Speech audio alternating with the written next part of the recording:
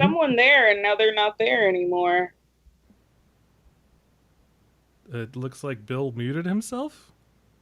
Oh, okay. Don't know Maybe there why. were children in the background. Yes, maybe there was children in the background. I think it's just because everyone is at work now on Skype, and they're like, we need to blur backgrounds because like it just like is super invasive to have houses and people showing off their places. I don't know. I could lift my computer up a little bit, and Emily might have a little laundry mountain behind me. So I'm sparing you all that. I don't know. My bed is fine. I don't have any. I mean, it looks fine. It looks worse. What is that? There's like a little. There's like an Appa plushie around, which is more for Kyle than for me. So did we lose Bill, or will he be back? What happened here? He's muted. I'm here. You know I'm here. Oh, you're eating. That's why, you son of a bitch. You motherfucker. All right. Anyway, let's get started since we're already starting late. God damn it. It was bound to happen. Okay, I think I have everything set up mostly fine, so we should be good to go. Okay. Cool. All right. Jordan, you've been on plenty of times, so I don't have to explain nothing to you. So let's kick it off. Counting down. 5, 4, 3. Today's episode of the Film Stage Show is brought to you by Mubi, the online streaming cinema. For your free 30-day trial, go to mubi.com/filmstage.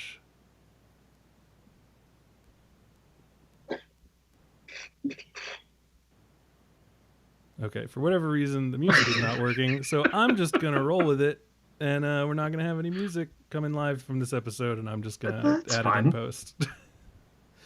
That's what I do. I still don't know how you do it live. It's complicated. Oh, you know what? Actually, fuck. I just figured out what was wrong. Give me a second. Fix it. Double it. God damn it, Bill. Stop stealing stuff from other people. Yeah, there we go. Oh, wait. People can see me jamming. Can't do that. Start it again.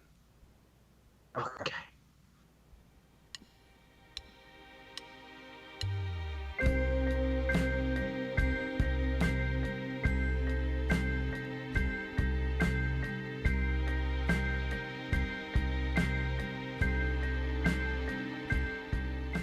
Welcome back, ladies and gentlemen, to a brand new episode of the Film Stage Show, the movie review podcast for thefilmstage.com. As always, I'm your host, Brian J. Rowan. With me today, we have Michael Snydell. Hello. We also have Bill Graham. Ho, ho, ho, ho, ho. And to talk with us today about the Virgin Suicides, it's Jordan Searles. Hi. Hello. Welcome back to the pod. Lovely to be back. Excellent. Don't ever say the pod again. Welcome to the pod, baby. It's time to pod. All right. Jordan was previously on for Tie Me Up, Tie Me Down, and The Nightingale. Super excited to have her back to talk about 1999's The Virgin Suicides, written and directed by Sofia Coppola. Before we get into that, the usual stuff at the top. Follow us on Twitter at Film Stage Show, Facebook, The Film Stage Show. You can also email us, podcast@filmstage.com. And, of course, you can become a patron of this here show by going to patreon.com/thefilmstageshow. For as little as $1 an episode, you get access to our Slack channel.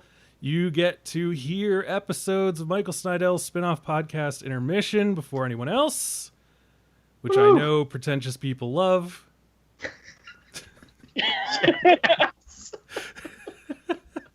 Subtitles, baby. Yeah.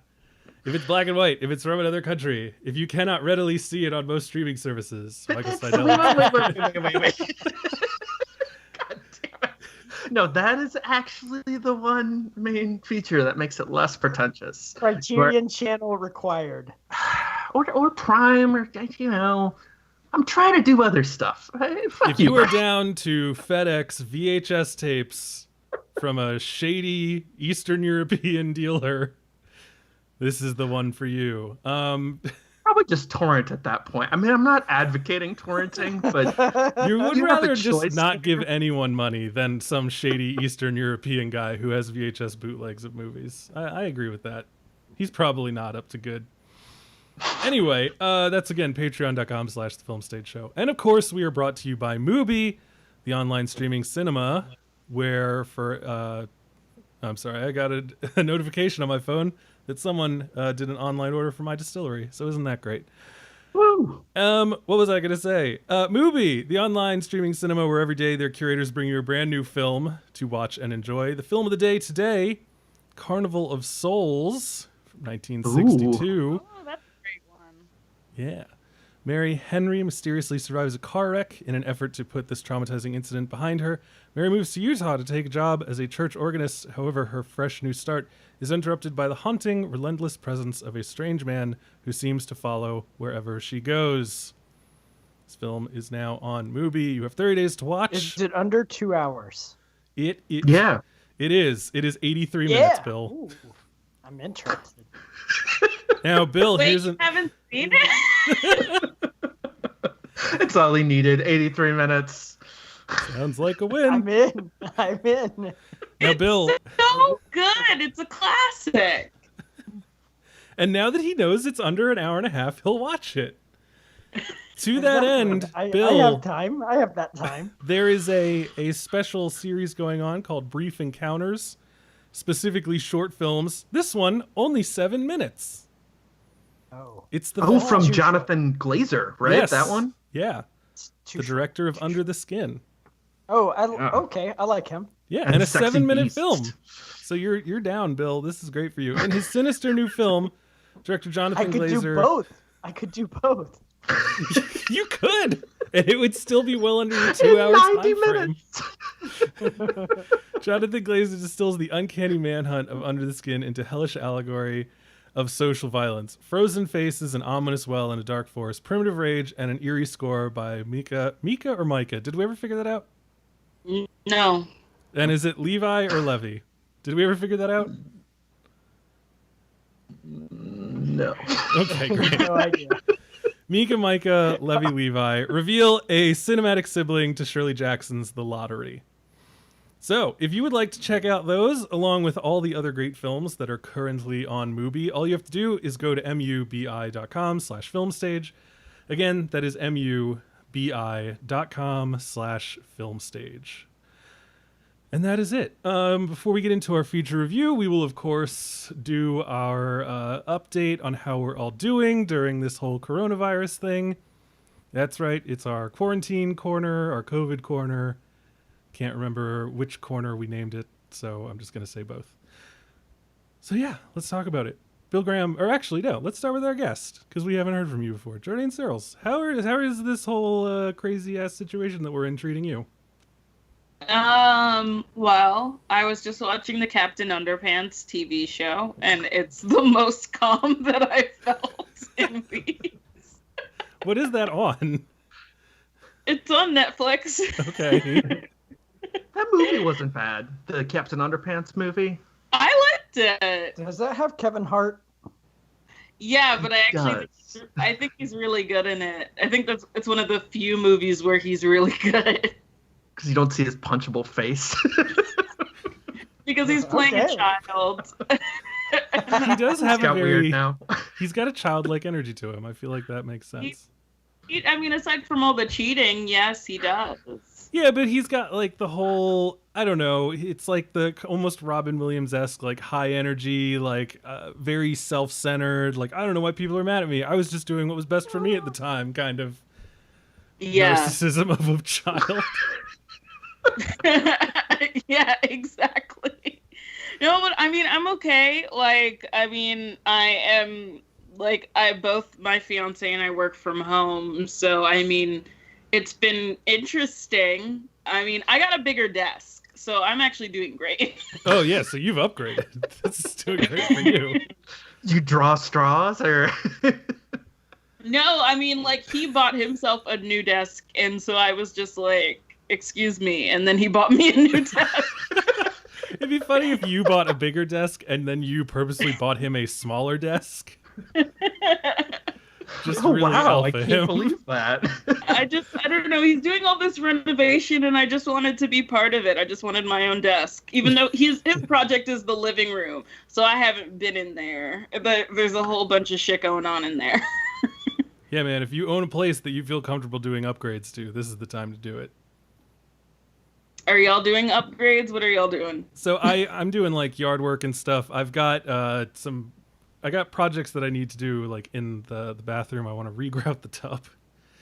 But weirdly, I have been more busy than ever since the quarantine happened, paradoxically. So I have not had time to do most of the things that I want to do. Is it like a dad energy kick in? Sort of, yeah. So like I was already working from home most of the time, as listeners will know, and then I work at a distillery on the weekends, and so we started producing hand sanitizer, and so that quadrupled my workload there. And then in addition to like keeping a child alive, still doing this, everything else that's going on. So it's been crazy, and it's gotten crazier because, and I guess I'll just do my quarantine corner now. I today had to go and get tested for coronavirus. Yay. Yay. There is a non-zero chance that I may be infected. So I immediately found a place near me that does tests. And so in 1 to 2 days, I will know if I have... How far does the swab go up your I nose? asked this, and Brian gave me shit. Yeah, because you asked how invasive it was. It was a weird way to phrase it. All right. So like The way that I've heard it said is that it tickles your brain. It's a little bit like that. I was kind of surprised that I didn't throw up. I guess that like because it's they go real far back to the point where I was like it's about to go into my sinuses through my mouth, which is weird. The whole situation was very odd because I had to go to the place and they do first come first serve. So they open at 10. I showed up at like 8:30. You get in line and then you come in and you put your name down and then they tell you to go back to your car and then they'll call you when they're ready for you. So then I came in and they did this is an urgent care that I'd never been to. So they did some very cursory stuff and they took my weight, which seemed rude. And then they did my blood pressure and they're like, your blood pressure's a little high. And I looked at the number and I was like, I take my blood pressure like once a month and it's never been that high. I assume it has something to do with the situation I'm in currently. But then, yeah, they take this swab and I guess it's a little like a strep test. They just hit it into the back of your throat and it stayed there for a while. I was really annoyed. Wow. They gave me a questionnaire to fill out that was like literally 6 questions. And one of them was like, do you have a cough? And I don't. And then, of course, immediately after that, I couldn't stop coughing. So the guy was like, no, that's all just related to the swab, right? And I was like, yeah, you son of a bitch. You just forced a Q-tip down the back of my throat. Yes, I'm coughing now. Does anyone actually throw up, Brian? Did you I don't fucking know. I didn't hang out. I would ask like 15 questions. Like they seemed not in the mood for small talk. There were like 30 people. By the time I left, Sir, can you stop talking to me? You must leave now. Put your mask on. Go away. The weather. By the time I left at 11, there were like numerous other people who had shown up and were behind me. It was nice. They weren't like, hey, we only have like 12 of them. Fight for it. So we'll see how that goes. Maybe I'll just do a live stream when I get my results and just everyone can see. It's not dark in any way. Was it free, Brian? It was free for me. I do have insurance, so suck it, all you uninsured people out there. You should have just brought a bottle of hand sanitizer and been like, here. Will this cover it? But yeah, so that's how my life is going. Like I said, I have a non-zero chance that I could have it. Which when you first find out, you're more annoyed than anything else. And And yeah, so that's how that's going. I'm pretty sure I don't, but again, with a child and everything, it's better to be safe than sorry. Sure. Yeah. So I don't know, Michael Snydell, what about you? How's your life happening? Have you touched the bean? Did you touch the bean? Did I touch? No, I didn't touch the bean right now. Jesus. The bean is COVID central. I don't know. I've been spending a lot of time on a new podcast. I don't know why, but I really threw myself into this new podcast more than my job search, which seems not great. I also got officially denied unemployment by my state, which is fun. How did that happen? Because they said I made too much money in one quarter, even though they only counted one quarter and not the first quarter of 2020. Wait, and, so even though you lost your job, they're saying that you made too much money, like you should have saved some of it? Yes. The other fun part is you have to certify. You were irresponsible with your money.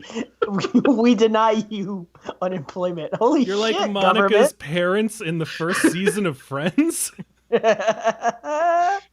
a okay. Really relevant reference, Brian. Well, I'm sure a lot of people are watching Friends right now. Oh God, I hope not. The funny thing is I only have that one reference in the first season because at the end of the first season I was like, I don't fucking like this show. It took you a whole season to decide, whatever. It was on, it just kept playing. I'll just say the fun, stupid thing about the unemployment thing is you're supposed to certify every 2 weeks and show that essentially what it is, it's you're ensuring that you still want unemployment benefits. Mm-hmm. And even though I was denied unemployment benefits, I am still required to certify.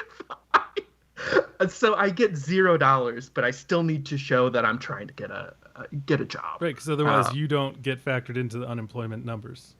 Otherwise, yeah, not only that, but otherwise then they have 2 reasons to deny me. So that's good times. That's fun. So that's You're what's double up. irresponsible. Intermission. Sucks. Second episode out today. So this is a great time to remind people that we have a Patreon that you can subscribe to so that Michael Snydell can get $12 a month. Bill Graham, what about yourself? How are you doing? I'm doing good. I am drinking a lot more beer, buying a lot more from local brewers lately. Okay. It's been kind of great, I will say, because you can just order that shit online and they tell you exactly how much it's going to cost, how much different styles and everything like that. And you just go click, yes, I will pick this up tomorrow at 12 o'clock. Yes. Okay, cool. And then you just show up and they're like, hey, hi, you have beer? And I was like, yeah, I want some. And they go, here, into your car, go along your way, sir. And so, yeah, it's actually kind of wonderful. How do they know that you're not going to pop that open on the way home? They don't fucking know. Nobody knows that. In Texas, you can buy beer from gas stations, like a single beer. Yeah. They almost want you to, I think. Yeah, they definitely have advertisements all over the place that says do not consume alcohol on premises, which is basically like, probably because you're more than likely about to get into a vehicle. So please don't down this. Don't road smash this beer, please. So, yeah. All right. Well, that's our update. Jordan got a bigger desk. Michael's getting no unemployment. I might have coronavirus, and Bill is getting trashed. If that's not a summation of America right now. I mean, I got so high that I could not move. It was actually really incredible. No comment. How? Awesome. What was the method of delivery? I got an edible, and this time it was like a weed nerd rope, because they sell those now, and so I ate half the weed nerd rope just all in one go, and then I just watched Pirates of the Caribbean for Hell yeah. 9 hours. Yeah, oh no. The same one or the No, series?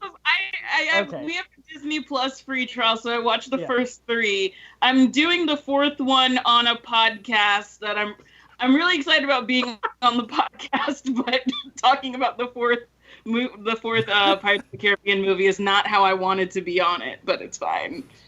So me and some friends You didn't have a choice? What the hell podcast What if we said, did something else? are they doing the other ones and you just got stuck with the 4th? Or is Yes, it- okay. they're doing the other ones, and I'm doing the 4th one. Gotcha. Which, I mean, like, it's We Hate Movies. Oh, okay. I was So, about to say, I need to know what this is. This makes a lot of sense now. Yeah. I do remember I haven't seen the 4th one, and I think part of that is tied to it's like 2.5 hours long or something like that. Yeah, Brian. they get increasingly longer as it goes. They just keep getting longer. Yeah, I know one of them is like 3 hours long or something like that, and it's just like Yeah, that's third one, I think. really, Yeah. I really that's dumb. the third. I watched the 3rd one over the weekend. Can't tell you anything that happened, but I'm very comfortable. So Yeah. my whole thing with edibles is that, like, a serving should be a serving, you know? Like, it seems irresponsible because, like, when you sit down with a nerd rope in your normal life, you're gonna eat that whole rope. So it seems cruel to be like, here's a single nerd rope, 400 doses of THC.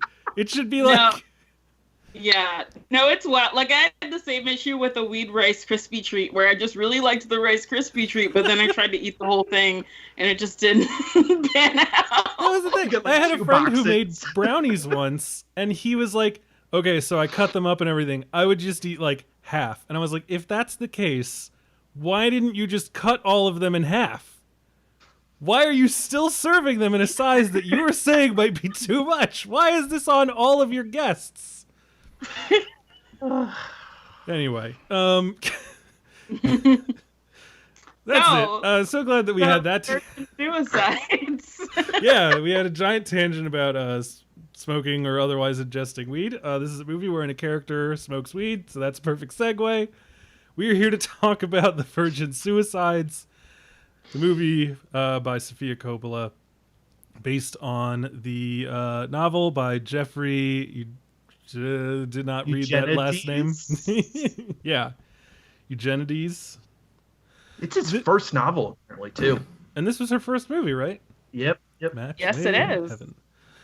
This movie, of course, stars Kirsten Dunst, Josh Hartnett, James Woods, Kathleen Turner, and has a number of cameos that I completely forgot about that I can't wait to talk about, and is narrated, as I only learned this time, despite the fact that he has a whole title card to himself, by Giovanni Ribisi. Oh, that's right. Yeah. I was wondering who that was. Okay. And here we have the trailer.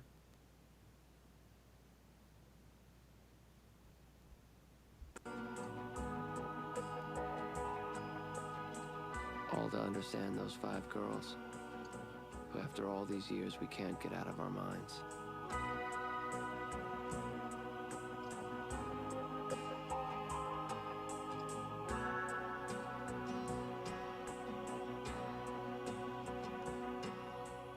All right, so this is the story of the Lisbon sisters who live in Grosse Pointe, a suburb of Detroit. And I just want to say there's a trailer of The Virgin Suicides. It wasn't that one, but it ends with a Fatboy Slim song, and it's one of my favorite trailers ever. Right here, right now, is the song that it ends with. Interesting. Yeah. I don't know how I feel about that. It's like when I watched the movie Margaret without ever having seen a trailer for it, and then I watched the trailer for it and was shocked and scandalized by how they tried to market that movie. But yes, this movie is over 20 years old, so this functions as a classic episode, so there will be no spoiler section. Again, I assume also that the title of the movie kind of gives away the end. This movie is sort of immune to spoilers, but at the same time, if you are the type of person who's concerned about that, I don't know what to tell you. Just assume that we're going to... What could you spoil about The Virgin Suicides? There's nothing. there's no like big revelation in it except that like Trip Fontaine should have had his ass whooped. He truly It's should really have had his ass whooped. I forgot James Woods makes Nazi planes specifically. No. He makes all planes from World War II. The one he's telling the boys about is the P-51 Mustang, which is not a Nazi plane. Okay, but there's the one with the fucking I forgot the word looking at the swastika. planes. Oh yeah, there were planes, weren't they? He was showing one of the planes to Robert Schwartzman at some point. Yeah, during the party scene, he's showing his model planes, and he does have a Messerschmitt, but he also has a British B-50. Anyway, I don't know. You just outed yourself. I literally watched the movie like 3 hours ago. No, but how do you know all the names? I used to be a World War II nerd. I don't know why that's a shock to anyone. Yeah, that's not weird. Never mind. Ask me about the guns. I can tell you even more. The first non-competition rifle I ever bought was a Russian rifle from World War II. Anyway, Jordan, what were you gonna say?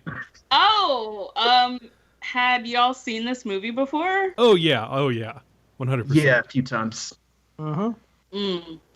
Okay, good. It's been at least since high school. Has your feelings about it changed? I know for me, the first time I saw it when I was a kid, I hated it. Then I watched it again like 2.5 years ago and really liked it, but there was something missing. And now I watched it again and I have a higher opinion of it, but the thing that is missing, I still think is missing. But I'm less upset about it.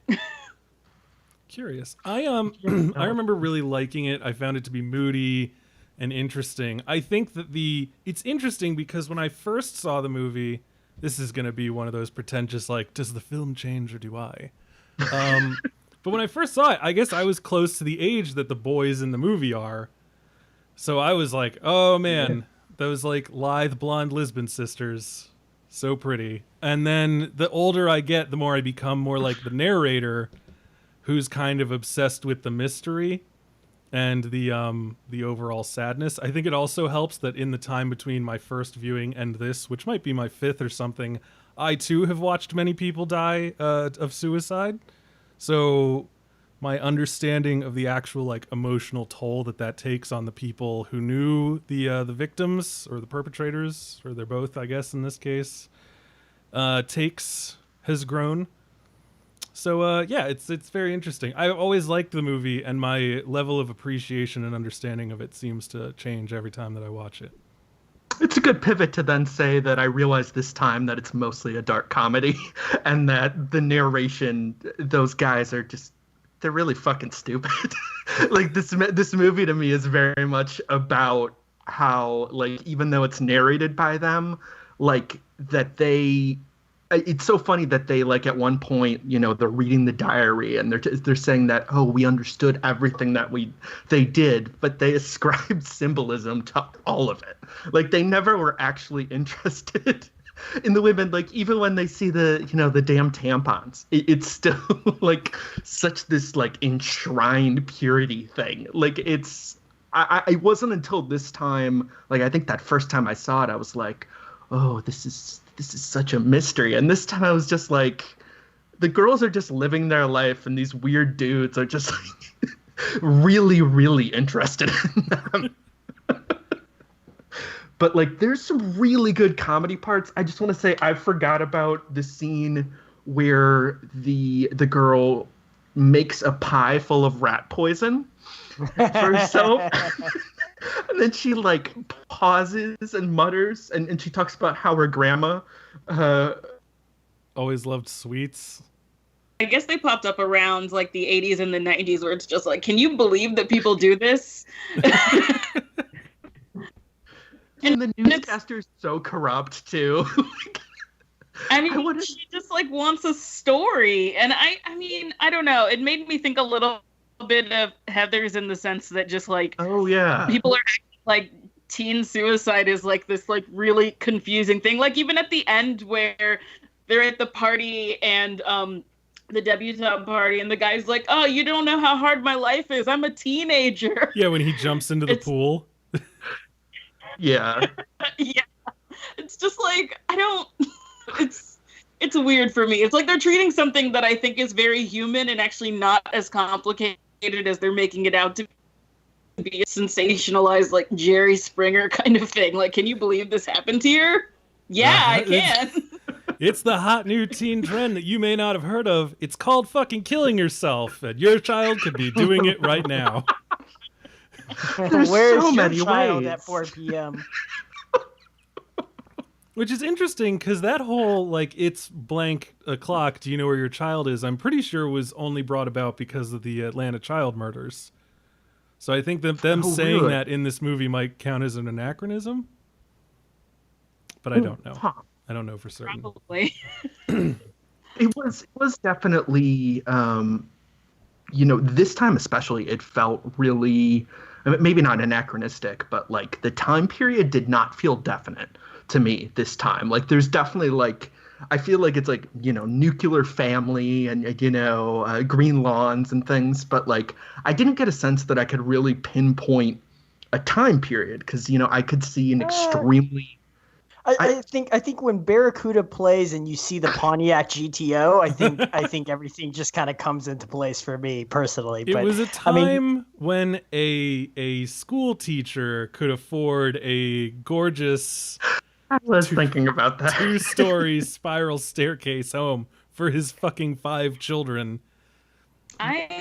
So the thing that I feel like is missing and that I still feel like is missing, the thing that makes this a 4-star movie for me and not a 5-star movie, is what the fuck was going on with the mom. I would read an entire book about this woman. She's so conservative. She's so confusing. And I mean, she's conservative, yes, but she seems to have like no emotional intelligence. Like, I feel like there's something going on with her. Like, I feel like the story is, what is up with her? What is up with this mom who, like, doesn't seem to understand, like, basic social needs? I don't know. Like, I know that when I first watched Mustang, when people were trying to pitch it to me, they were like, this is like the Virgin Suicide. It's like, well, Mustang makes sense because it's like, this is the society that they're in, and this is the commentary is very much like, I don't want to be sold to another family. I just want my own. Like, they have a very clear, I mean, it's more direct in terms of what it's trying to say. Whereas like with the Virgin Suicides, it's unclear, and maybe it's supposed to be, whether or not they're rebelling against society itself or religion specifically. And I mean, but it also just doesn't explain why this mother figure who, like, this is the 70s. Why is this mother still like this in the 70s? Like, I mean, I'm sure were plenty of mothers that were like this still then, but I want to know why everyone's so chill and she's the one person that's not chill. Yeah, because even her husband is also why her husband is afraid to like have normal conversations with her about like regular things. It's interesting because they are Catholic, but her particular brand of overbearing motherhood doesn't seem explicitly tied to her religion in any way. No, like for how much influence religion seems to have over this family. Like we see certain Christian symbols and symbolism and cards. I find it hilarious that all these laminate cards are all over the place. But like, you don't know what those they are? don't. I have no idea. They're what prayer those are. cards, right? Prayer cards that are usually given out at funerals. Okay. I don't know anything about that. Okay. Well, they're not like just trading cards, I guess is what I'm saying. So They're a little more stylized than most prayer cards I've seen, Brian. Well, really, I mean, if I had known we were gonna, I swore I saw shiny Charizard in there. So.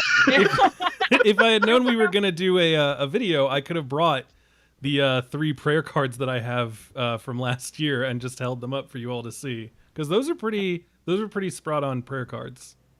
Yeah. But I do want to say, like, as much as religion seems to be kind of the backbone of this family and things like that, you never see them go to church. You never see them like it is not outright religious in the way that you would think, considering the influence that religion seems to have over this family, in particular from the mom. Right. I mean, that's the thing. Like, I grew up in a pretty religious community in Georgia, and like the whole point, like they're very, very obsessed with like fellowship. Like, it's Saturday night. Do you want to go to the church lock-in? Like, do you want to come to Bible camp, which I did go to, and just like all this other, like it's all about. They're even fine with dating. They're just like, whenever I went to like a Christian dating situation, there was a lot of food and no alcohol and a lot of like board games. There's like a big like board game. So it was culture. like so like it was like a millennial like hangout people. night, but just way early. Like they were just ahead of the Right. time. Kids like, night sure. in. Like the whole thing about being Christian is that you are surrounded by other Christians. It's not about like isolation, and it hasn't been for like a long time. So it doesn't add up. Like it makes me feel like specifically because Trip has to go to the dad to ask about the girls going to the dance, and then he's like, oh, I gotta talk to the wife.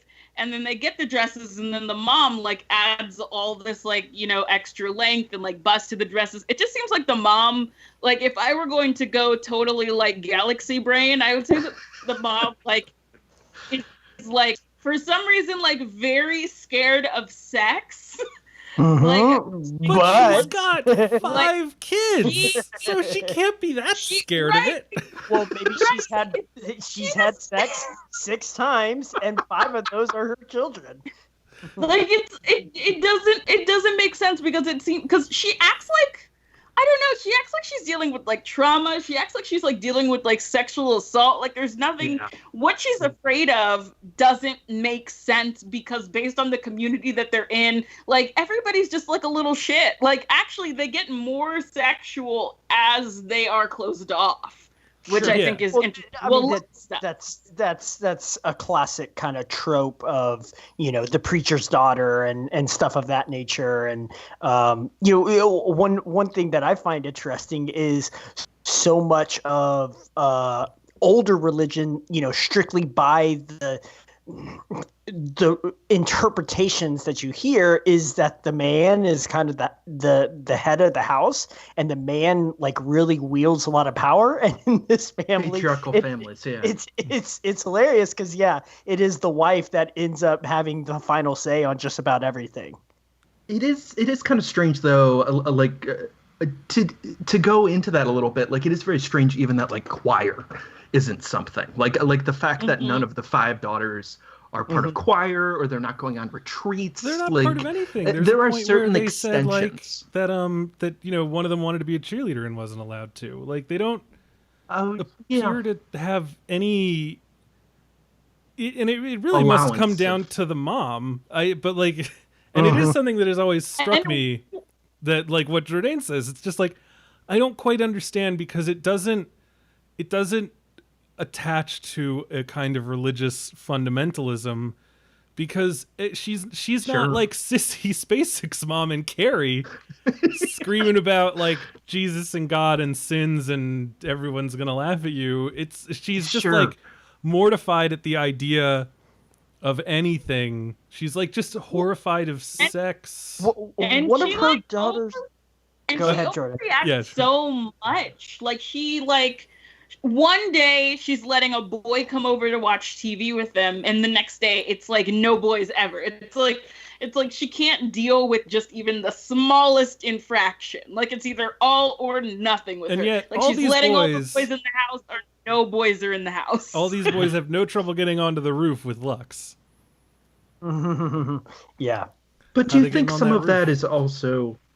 I'm not trying to totally like let them off. I think you guys are all bringing up an interesting point that I hadn't really considered, but I think like part of it, to me at least, is that their perspective or our perspective of the girls is like so blinkered, like it is so specifically from either these 5 or 4 guys, from Trip, like who they're directly talking to, through windows, through telescopes. Like we aren't, as I was saying earlier, like it's not like we're getting a real sense of their interior life. I do think it's weird though. I think you guys are totally onto something with Kathleen Turner's. I think her performance in this is good, but you're right that it doesn't feel particularly motivated. But I still do think that it has to be said that this is coming through a limited perspective. Sure. It is, but I still think that they would have that the boys were good enough detectives that if there were a more religious motivation to the mother's anxieties, they would have, and they kept an eye on these girls' comings and goings. They said nothing about them ever going to church.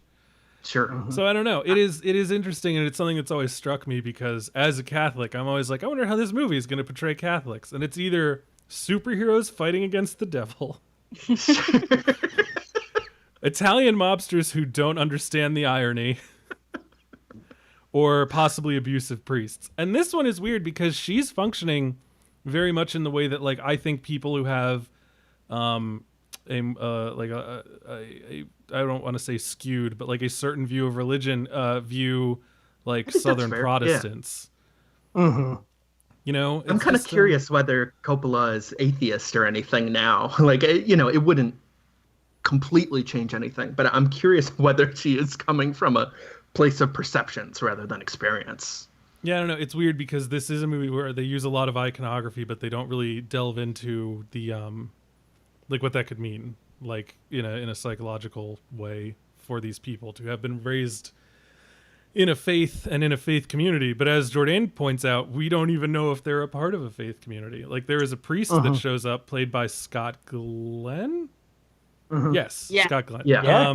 And Daredevil. he seems nice enough. I mean, he like, he doesn't really seem like a fire. It's weird that they won't talk to him. Well, the other thing is that the girls don't really talk to anyone, and yeah, and the only girl that we really get to know is Lux, and get to know, I feel like is like strong terms for what we get from her.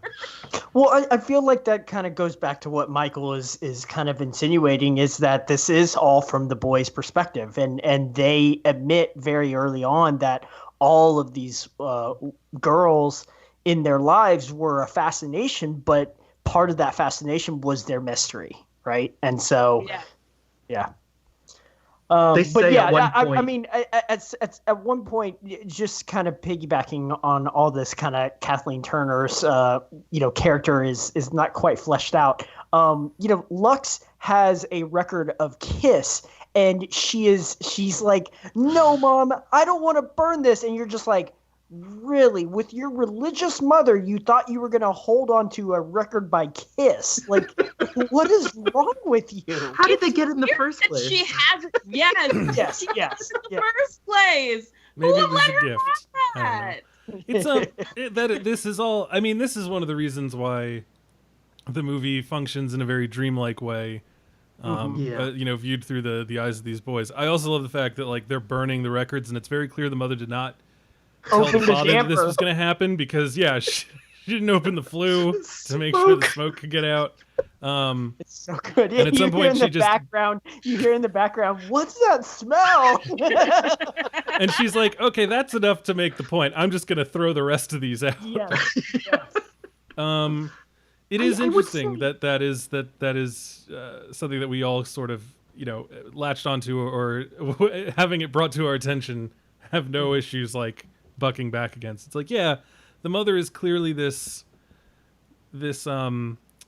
source of friction, but seems undefined. But at the same time, she seems as though she might be the most obvious catalyst, but there's obviously a bunch of other things that are kind of happening and going on that lead to this, not the least of which is the fact that their sister, Mary begins the movie by attempting to kill herself and then later on succeeding. That's Cecilia.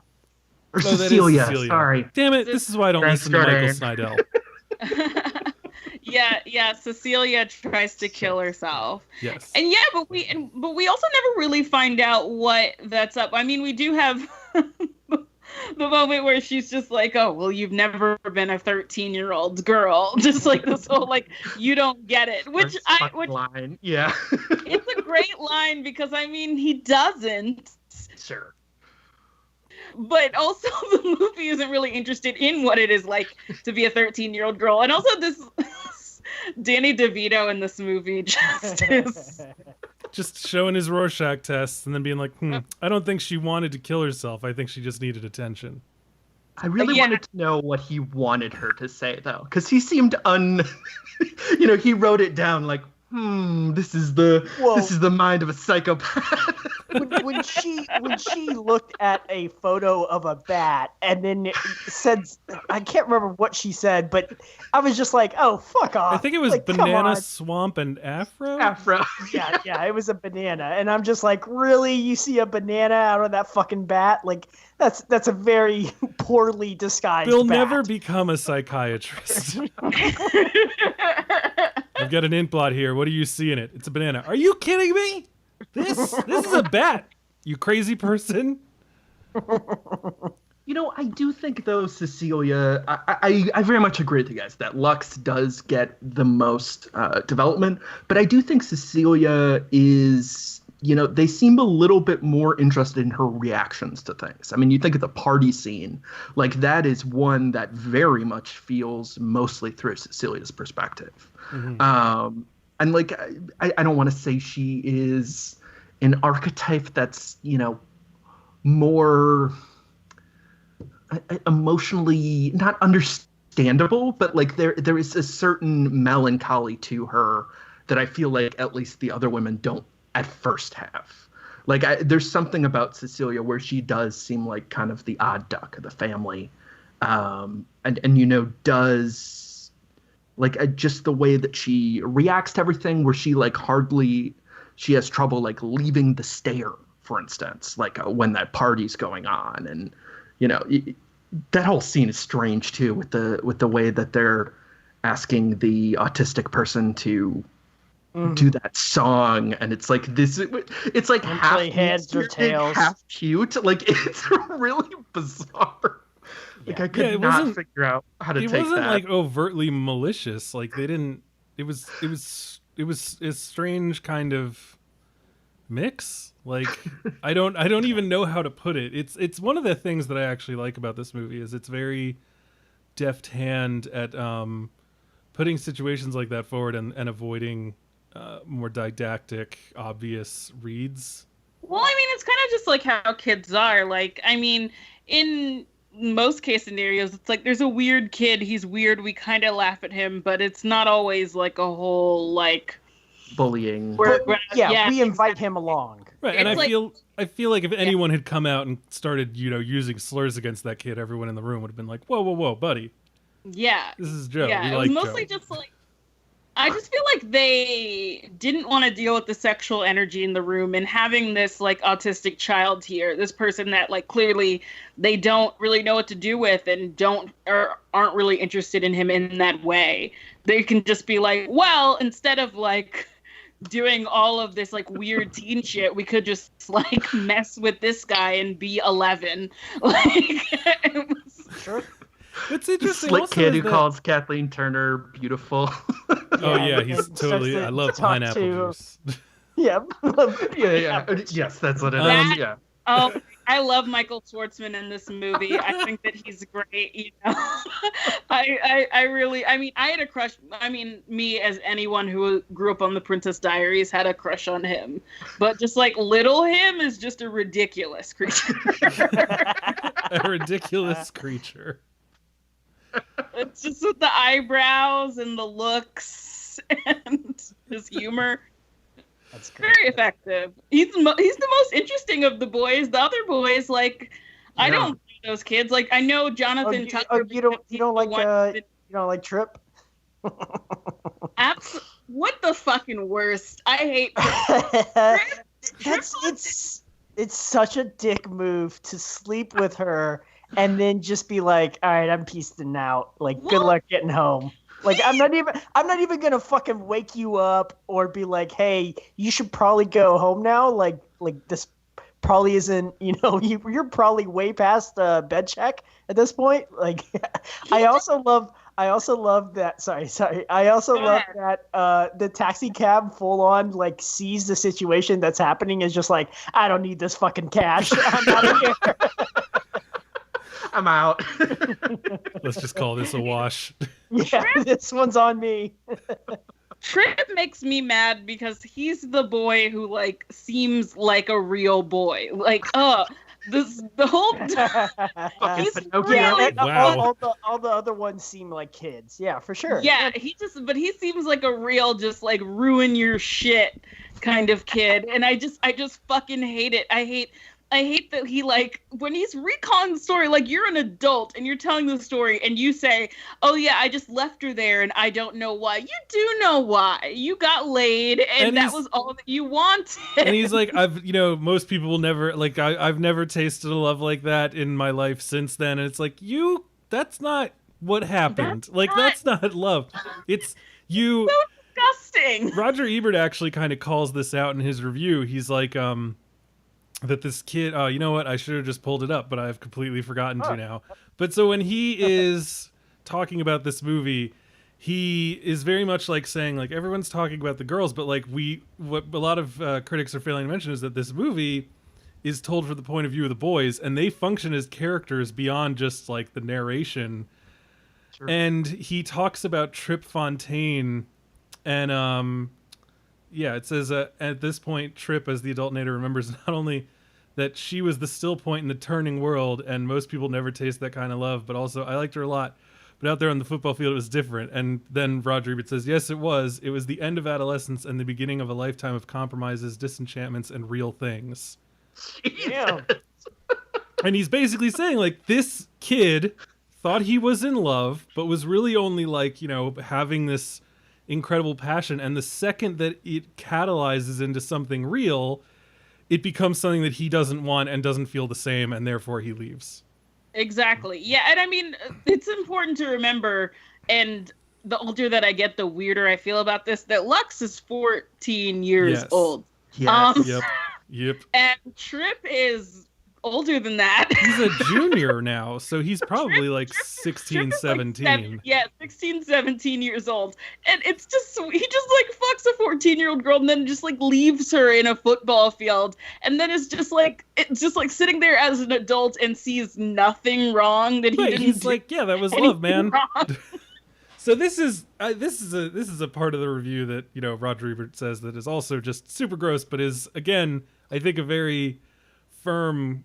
He doesn't say nubile, does he? No, he doesn't. That's only Bill.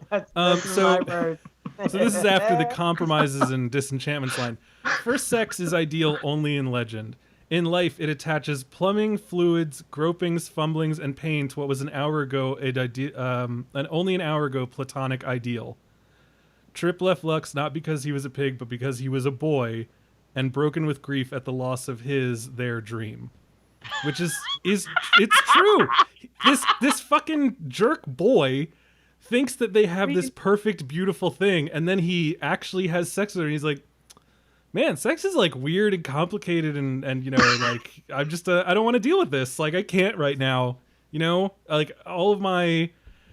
Because we see him like flirting with and probably hooking up with a bunch of girls before her. And with that, it probably has no actual emotional attachment. And so the attachment of sex and actual feelings short circuits him. And he, I guess, instinctively realizes like, I'm not mature enough to handle this. And so I will act immaturely and I will fucking leave. And then he crystallizes that in amber and carries it throughout his whole life so that he thinks that this is some ideal, perfect love.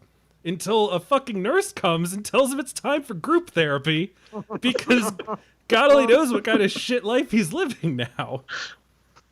One of the ugliest creatures. But it's not malicious. Not even human toward it. I think that's what makes it. But, I mean, Roger Ebert is right. I think that his like language is kind of annoying, but I feel that way about other things. Same.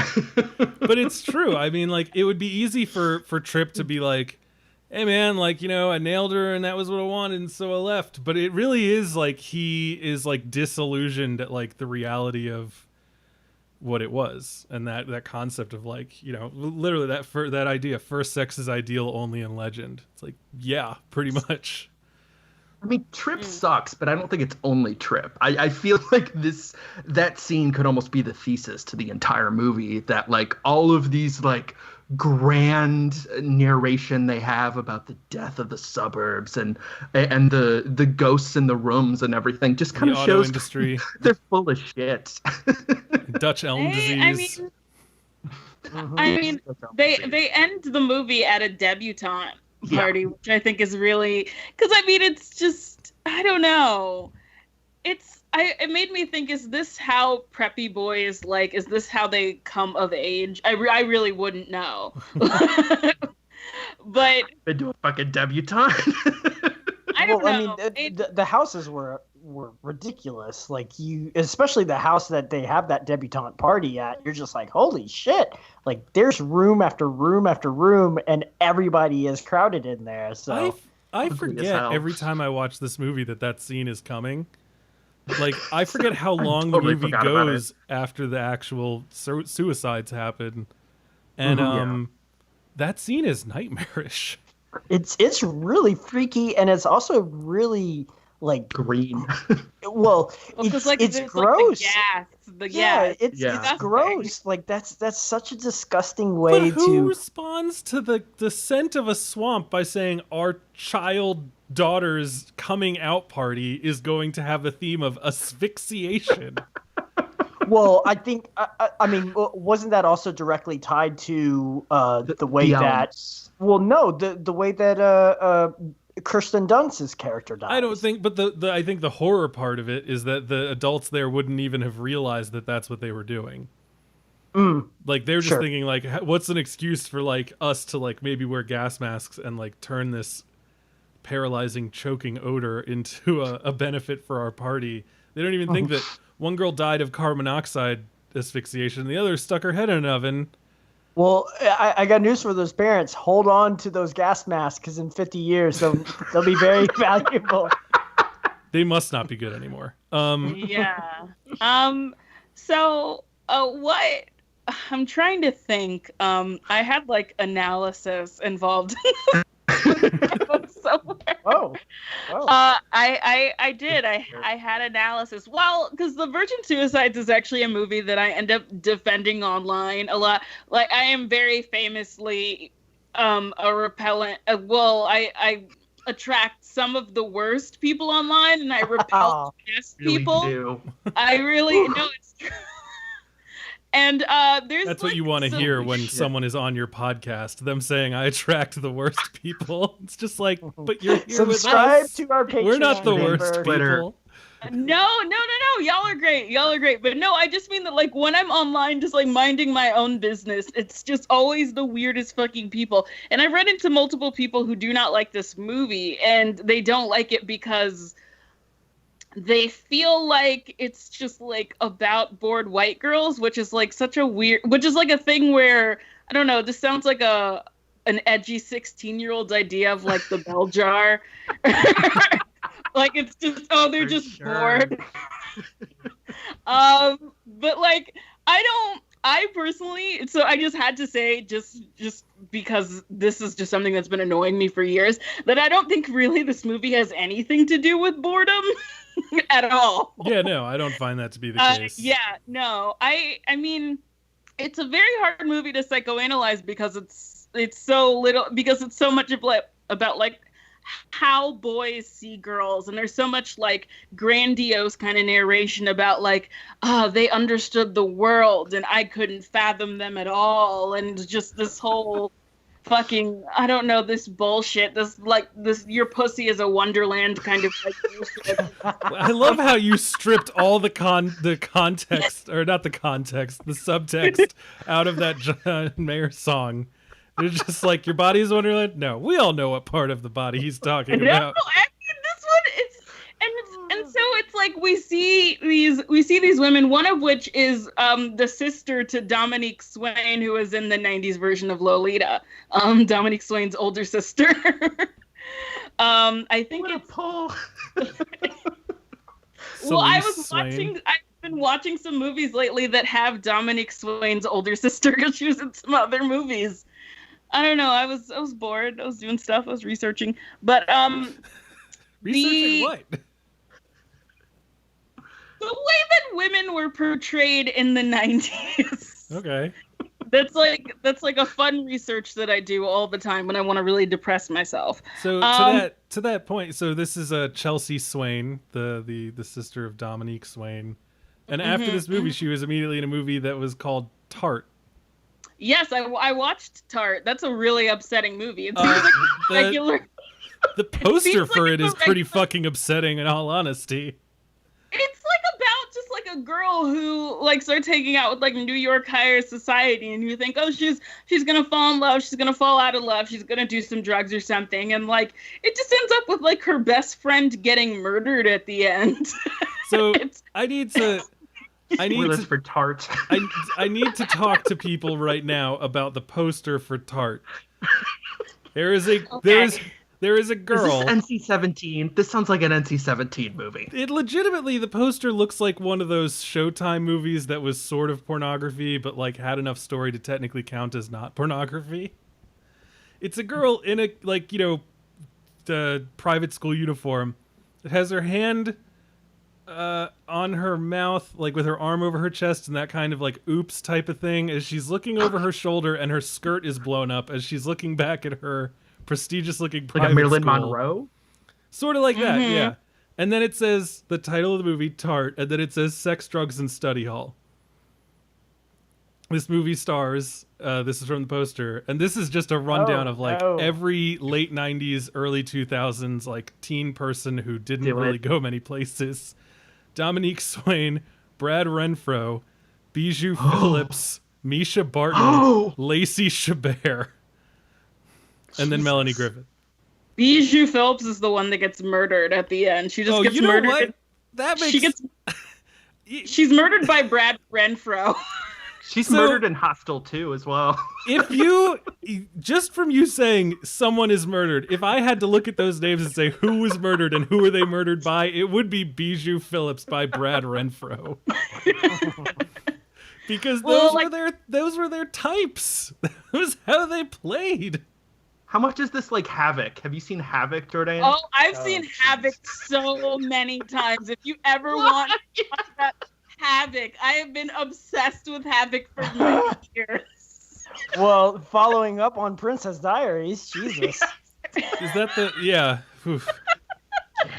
Havoc is such an amazing movie, just like about just like white people like getting into like a Latinx gang, trying to get into a Latinx gang and like trying really, really hard, and then it happening, and then it terrifying them. Like there's a part where like Bijou Phillips like they're like, okay, you gotta fuck some guys to get in, and she's like, oh, okay, you gotta fuck 2 guys. She's like, okay, and then she realizes that she has to fuck them at the same time and has just like an emotional breakdown. It's so weird.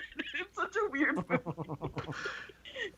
But yes, you get to watch her realize in real time that she's about to like have a train run on her, and she's just like shocked. So it's like really weirdly gratuitous, but also really puritanical. Like it's such a weird movie. Well, that's why people used to love those kinds of movies, because it was like, this is what's going to happen if you join a jazz club and like get into a gang, and it's like, this is an excuse for us to show all kinds of bullshit that we can't show because it's bad. This is crazy. What's going to happen if you pretend to be in the hood? Then suddenly, like, you'll have like Channing Tatum and Joseph Gordon-Levitt like dressed as thugs. Which is in that I'm sorry, are they in Havoc? Yeah. Yes, they are. I'm hanging up immediately, and I'm going to go watch Tart, Bully, and Havoc. Oh, Bully. Yes, because another Bijou Phillips, Brad Renfro. Bully. Oh, my God. Larry Clark's Bully. These are all movies too that there was like a box on the bottom half that was like, warning, only for 17 and up, for adult themes and graphic. Like it was so weird because they had a back where it was like NC-17 or R, but just on the front, it's like, here, creeps, get this. Mothers lock up your daughters. This is crazy. All of these movies sound like movies that shitty friends of mine would have rented at Blockbuster on the promise that we were going to see someone naked. Oh well, yeah. I mean, Havoc. Yeah, there's nudity in that. Yeah, all of them. Bully. Yeah, Bully has nudity too. What a time it was. I hated all. My brother made me watch all those movies. Like I watched all those movies with my brother. See, this is crazy because again, like these do seem like movies where you'd walk through Blockbuster. For all the kids listening, Blockbuster's a place. It's like Netflix, but if it was a store. And like you would see these covers and you'd be like, huh, I wonder, like this promises again that like overt puritanical style of violence and sex, and I wonder if like that's something that I could like enjoy, and so I'm just gonna rent these. This is crazy. How did we get on this? I mean a huge thing in this movie is this idea of these girls as like sexual objects, even though the oldest one is 17. And this idea of just them, it's all in the mystery, because I feel like if the boys had really looked into it and really figured out, they'd find out something shitty. Like, I constantly wonder, since it's from the boys' perspective, we don't actually know what goes on in the house. We only know what they consider what's going on in the house. So I have so many theories about what was going on in the house that would make them feel that way. Or why they felt so isolated, because it wasn't just that like they wanted to die, it was also just that they had no interest in anyone else that wasn't related to them, really. Yeah. This fucking dog tooth. I just had to look. So the director of Tart, Christina Wayne, and she was an EP on both Breaking Bad and Mad Men. Tart is the only thing she ever directed and wrote, but she has executive produced quite a few television shows. I think to bring this back. Sorry, Jared, go ahead. No, go ahead. I was just going to say, like, I think what's interesting about a lot of these is, you know, they are, you know, really cheap and trying to be raunchy and stuff, but, like, they're also, like, kind of misery porn. Like, you know, there's one I'm thinking of where Rosario Dawson is, like, immediately assaulted. Kids. Are you thinking of Kids? Kids. No. Another later one where she's, like, a mini... Rent? No. Jesus, what? That's a different Rent. Okay, wait. Now I have to know, because I can't remember the name of it. Someone get up IMDb. Let me bring up my point, though. Okay. I think that I think what is interesting and why we've kind of gotten here is that, like, even when it comes down to the trailer, and like as Jordan was saying, like, it's not only that they're viewed as sex objects and they're like underage, but there's a lot of surface things on here where you're not expecting an art film about time and like the mystery of the suburbs. Like, I think that I bet there were people expecting a very different movie who rented The Virgin Suicides. Like, I think that, you know, it might not have been, you know, had that kind of reputation, and it was literary. Like, Eugenides certainly had a rep, but, you know, I think it's not an accident that we've ended up talking about these other, a lot more explicitly trashy things. Well, I think that it's a fine line, and this kind of goes back to the scene I was talking about with the developmentally disabled kid. Now, having, I guess it's something like Bully or Tart or these other, which again I have not seen, and so if I am mischaracterizing them, I feel so bad right now. But like these movies that kind of have that exploitation feel to them, the scene might have been, you know, everyone being a complete and utter asshole to that kid, and this movie, in an extreme way, right, is very interested in showing that like this kid is not a pariah. He is a known quantity, and these people know him well enough to know that he always chooses heads. They still play the game with him, though. Like, I think that what's interesting about that scene is that, like, they don't exclude him. Like, they draw him in. And he seems happy, and they seem happy. And it's like, maybe it's not like a totally equals situation, but there is still a sort of community camaraderie there that I don't find upsetting to watch, and I feel like if you were to ask that kid, he wouldn't like. But in a different kind of movie that really did want to be the kind of trashy thing that this movie could easily become, he would be, you know, destroyed emotionally and everything. So it's interesting. I do feel, again, so bad that I am just throwing that at these other movies that maybe would be very nuanced, good. Also, I don't know.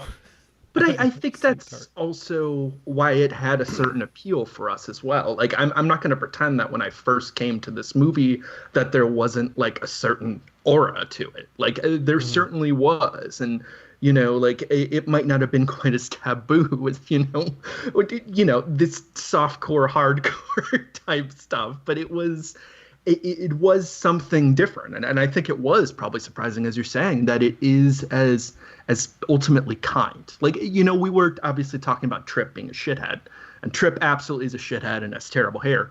But okay, wait a second. You can say anything you want about Trip. My fiance said his hair sucks too. So Emily was so mad about his hair. This is crazy because I think that his hair is phenomenal. I mean, okay. The question isn't a big word. whether the question isn't whether his hair is phenomenal. It's whether his hair on that body is phenomenal, and that's a different point. Have we really outgrown like lanky white boys with long feminine hair as being a sex symbol? I mean, on him, yes. It seems like he's trying to do a what if Michael Kelso wasn't dumb, he just sucked. What are these pulls? First of all, Michael Kelso is incredibly dumb. Marston's, but I love Michael Kelso. No, Kelso is a piece of shit. Kelso's a narcissist. Kelso's an idiot. Kelso has no interiority. Oh, wow. And Trip does. Trip has enough interiority to realize that he has feelings for this girl that go beyond the other women he has ever been with. And this is another thing about this movie. He's got two dads, right? Like, that's... Yeah. I'm curious about how progressive the suburbs of Detroit were in the 70s, that, like, that would have been a thing that people just accepted. Uh-huh. I mean, I know nothing about the suburbs of Detroit. I didn't even know there were suburbs of Detroit until, like, I watched this and, Ferris Bueller's Day Off? No, that horror movie, It Follows. Yeah. Yes. Yeah, that's like Rust Belt Detroit at a certain point. Like, it starts in suburbs and then they, you know, well, then they go to Detroit, which is now just... Apologies to everyone listening from Detroit. Oh, wait, I'm sorry. You have to listen to this on the internet. There's no one listening from Detroit. What was the... Did I just kill James' mind just got blown. Did I just kill someone? I thought I heard someone wheezing at that. That was me. I don't know. I don't know why, but that's really funny. Also, like, I just, you know, I hope that no one from Detroit hears this. They'll be very mad at you. Those are very serious people. The worst thing I ever said about another... Well, they still have to get a long way. The worst thing that I've ever said about another American city was, I can't even remember specifically which city it was. I think it was Newark, but I said, you know, Baltimore had The Wire, and Newark had a remake that was called The String That Connects Two Tin Cans. Wow. Wow. What did they do to you? Oh, man. I don't know. I just said it because it was funny, and I apologized. I apologized to the whole state of New Jersey. My cousins are from there. We are friends. We are allies. Not anymore. Okay, so is there anything else in... Oh, sorry. Go ahead. This is Coppola's first film. Yes. And she also made it when she was roughly 28 years old. I was looking this up because I was curious how old she was when she made this. But she was already, like, I mean, you know, 28's, you've lived a decent amount of life by that point. Really? Yeah. Okay. Totally. What? You don't agree? I mean, I'm 27, so I have to agree. I'm 32, and I'm just like, I don't know. I still feel like I can't do anything. I Well, feel like I mean, I that's- can't speak that's a with any different- authority about anything. He also feels that way. He turns 33 this week, and he's very, I don't know. He's working out a lot, so I mean that's a net positive. I turn 33 next week, right? Yeah, I on think I'm Thursday already next week. 33. You just Oh said wow, are right, you Brian. Taurus? You do kind of have Taurus energy. I'm like a cusp Taurus Gemini. Everybody missed Michael's joke that he was like getting confirmation from us. I couldn't remember if the 21st was next week or the week after, because I love it. literally Yeah, don't know what no. day it is right now. March, right? I've made this joke before, but once you get past 30 years old, you stop celebrating your birthday. You're just like, I don't fucking remember. I don't know. I'm over 30. So Pretty that's much. how I found the Rosario Dawson movie. By the Oh, way. good. I was about to It's ask. in the chat. Which one? Oh, it's in the chat. It's Why? called Descent. Come on, man. Oh shit! Yeah, I remember this. Wait, The What's it called? Descent? It is not it's the called- Descent. It's Descent. It's called Descent. Yeah. I remember this. Yeah, all the those definite article is always gonna fuck A Brian. college co-ed is brutally raped and struggles alone to rebuild her life. I Yeah. feel like this poster doesn't belong to that tagline. Yeah, it's I don't know what's going on Whereas with the collarbones. I'm a little worried about them. But All right. yeah, I don't Can't know. even remember what we were talking about now. Oh, I'm turning I'm 33. sad looking at this now. So And Jourdain called me a Taurus, which I will have to look into whether or not I should be offended by that. I mean, my Pisces, fiance is a Taurus. I'm just like, I noticed the energy. Very similar. Thank you, I think. I'm not sure if that's a compliment. She's marrying him. It can't be that terrible, right? Yeah, I mean, yeah, he's all right. Yeah, there we go. I'm all right. I can deal with that. Yeah, I mean, the interesting thing, I keep on wondering if there's anything else in her filmography that really works with this movie, and the only thing that I can think of is The Bling Ring, which is also kind of like, my issue with The Bling Ring is similar to my issue with this movie, which is like, I really, really like it, but I'm not sure how anyone is feeling except for like one person. Well, Like, I mean, yeah. I mean, if you want to pull out, how to relate to some of her other filmography, it's the remake that she just made. Guilds. Yeah, with all the women and with the one male in their presence, right? Like that's gotta have a lot of like pull between these films and stuff like that. So I'm sure there's a lot to be kind of mined out of that. I mean, there's The such a guy bottled maybe- sexual energy. Like, I think in terms of her like understanding of women, The Beguiled is her best in that sense. My favorite with her overall is Somewhere, because I think that she prefers writing about dudes. I think that Somewhere is a great example of that. But yeah, The Beguiled is actually really great, and I think kind of shows her growth in terms of like beginning to investigate the interiority of women instead of just being like, they're here. Like, I find Kirsten Dunst to be just as like hard to read in this as I do in Marie Antoinette in a lot of the same ways. Sure. Mm-hmm. I think too the Beguiled, like it. Yeah, I guess this is kind of. I didn't mean to repeat, but I'm just saying, like, the Beguiled, I feel like it, as you're saying, it gives time to each character. Like, there's a lot of characters in that family, and I really do feel like you spend time with each of them. Like, some of them have more pivotal narrative moments, but you at least get a texture of what that family's like in a way that you really don't in this. You guys are like making me like this movie less. This is bullshit. Well, What's weird is even with everything we're saying, I still really like this movie because I think that I do too. It's just again, almost to what Jourdain said. Like, you know, she might be more interested in dudes. I think one of the reasons that she was attracted to this movie is that it is about a bunch of boys who grew into men who are still obsessed with this thing that happened to these women that they were obsessed with, and they will never ever get over it. It Like- is fascinating though that they didn't cast any of these men as They like only old cast actors. Tripp, Yeah. and he has got group therapy.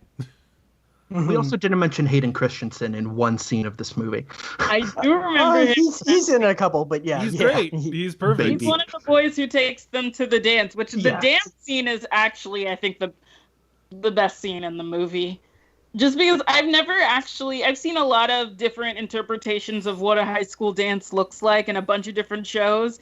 And I would say that, like, this Yeah. movie and Freaks and Geeks Freaks and are, like, Geeks, the yes. two examples where I felt like this is a school dance. Same song in Freaks and Geeks Yeah, as well. yeah, I love that he brings peppermint schnapps. Or no, Yes. peach schnapps, and is like, the Peach, ladies yes. love it. And I'm like, oh, I mean, God. And he's totally right. That was Like, the thing, is I was like, correct. he knows. It's 100% true. Well, my favorite part of that whole sequence is the end, towards the end of it, when they're all in the car, and I think it's Bonnie is like, do any of y'all have like a breath mint? And all these fucking dudes were breath minting it up right before they got to the house, and I'm like, oh, you bunch of dicks! Like, just give her a breath mint. Like, she's got schnapps on her mouth. Like, come on, man. I have a very important There was update so much empathy. about something we were talking about a little bit before. The whole film of Tart is on YouTube for free. That is where I watched it. In 2 different places. There are 2 different uploads of the film Tart. I mean, those are The revolution has begun. Well, I love watching movies from that era because it's not just like I was born in '92, so that's kind of like all of my early images of girls are from these holy, like, kind of like fetishistic movies. And Yeah. so Was this related to like how my kind of adolescence was surrounded by like the blockbuster, like, you know, the horror section, or just like great movie posters always like drew my eye, and so like I always remember Candyman, and I always remember certain other Jack Frost. films. Jack Frost as well, yeah, for sure. killing. Like, did you see these movie posters, or was it just like the films themselves? I mean, it was the posters. It's like I remember the posters in the films. Like I remember the poster for Fear. Which Fear Net? Or No, fear.com, I mean. Fear as in like Mark Cape Wahlberg. Fear. Yeah, Cape Fear, but yeah, the other Fear. Yep. The one where Mark Wahlberg fingers Reese Witherspoon on a roller coaster. Yes, yeah, that and one. then Grissom from CSI like almost gets murdered by him.